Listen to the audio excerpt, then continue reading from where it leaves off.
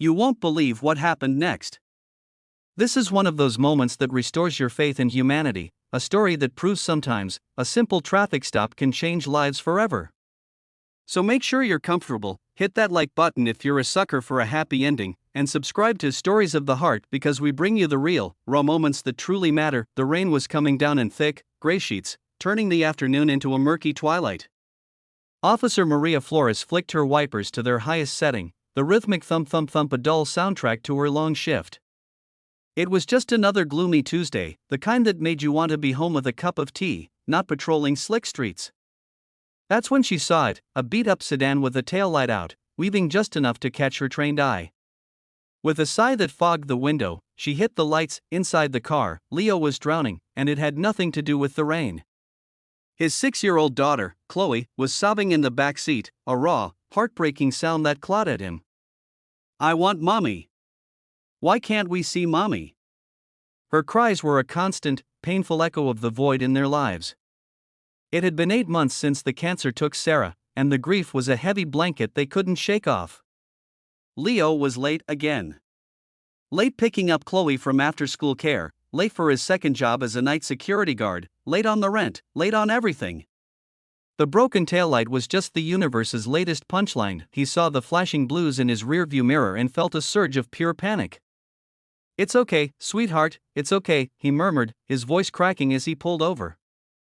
He fumbled for his wallet, his hands trembling, praying this wouldn't take long. Officer Flores approached cautiously, her hand resting on her belt. The driver's window rolled down, revealing a man with exhausted, red-rimmed eyes. The sound of a child's desperate weeping hit her like a physical force. "Afternoon, sir. Do you know why I pulled you over?" "The taillight," Leo said, his voice hollow. "I know.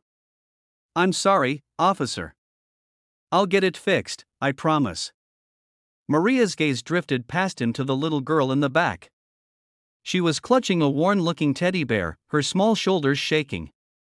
The car was filled with the detritus of a struggling life: fast food wrappers, a stack of overdue bill envelopes on the passenger seat, and a single, tiny pink rain boot. Her professional demeanor softened, but protocol was protocol. "License and registration, please." Leo handed them over, his movements slow with defeat. As Maria walked back to her squad car, the rain soaking through her uniform, she ran his information. No warrants, but a stack of unpaid parking tickets. The system would tell her to write him up, add another fine to the mountain he clearly couldn't climb. She watched him in her side mirror, his head bowed, his knuckles white on the steering wheel as he tried to comfort his daughter. Back at his window, ticket book in hand, she made a decision. She wouldn't add the taillight to the citation. Just the old parking tickets. It was the smallest of mercies, but it was all she had to give. The rain had slowed to a drizzle. "Mr. Evans, I'm just going to write this up for the outstanding fines. Please get that light fixed as soon as you can." Leo just nodded, unable to meet her eyes. The fight had gone out of him. As she scribbled, her pen scratching against the damp paper, Chloe's sobs quieted to hiccups.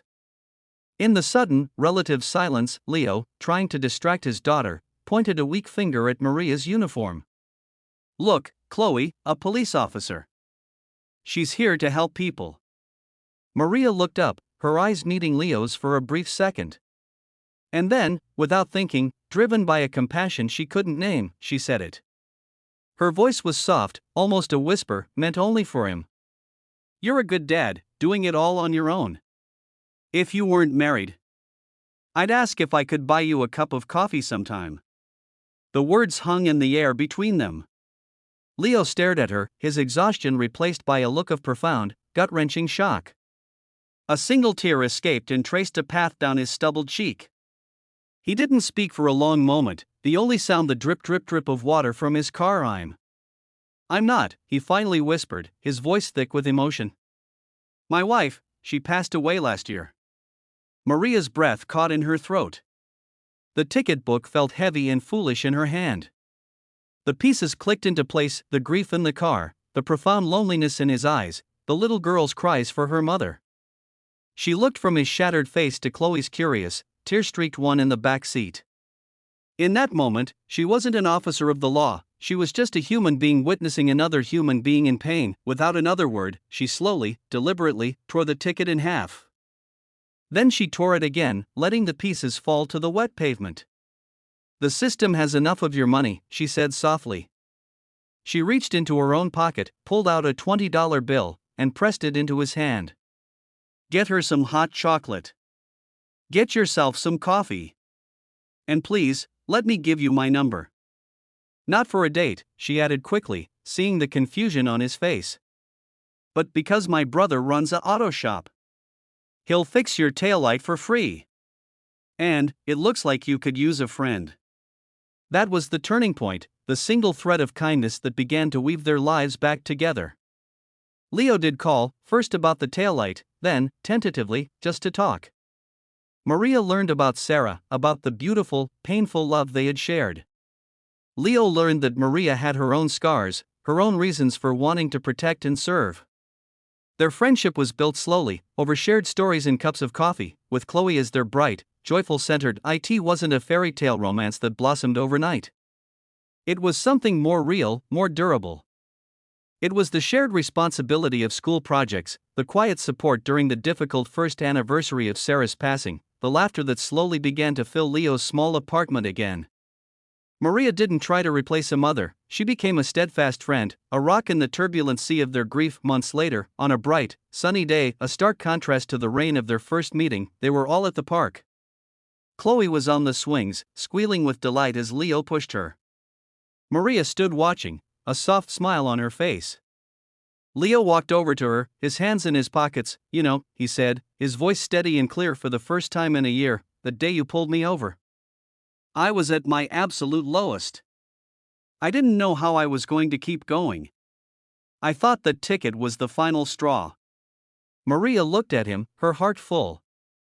"What changed?" "You saw me," he said simply. "Not just a guy breaking the law, but a man who was lost. You saw Chloe's pain.